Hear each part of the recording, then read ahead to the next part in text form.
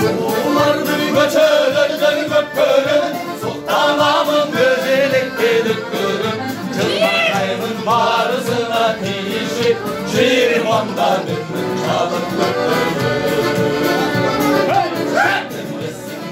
Bir genç hatun var, şehrin peşinde de var asılca.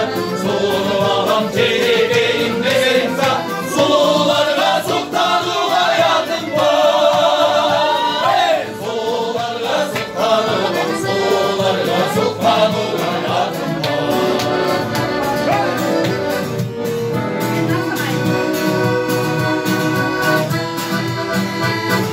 Gönlüm çastığına söylerden gökkörün, Fulkur taşı boş olsa var rızkırın. Oğlandı sulamadı haypadın, 30 yaşta bir mınçalı gökkörün. Şendir misin görgün bir genç hatınlar, çelikte şimdilikle var asılca.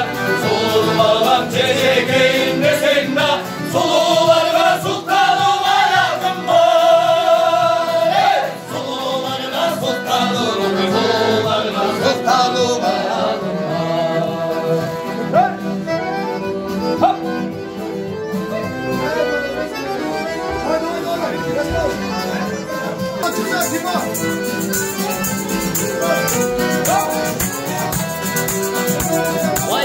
Ateşli göçerlerden gökkörün, kız sevdamın gönül yanı ötkörün.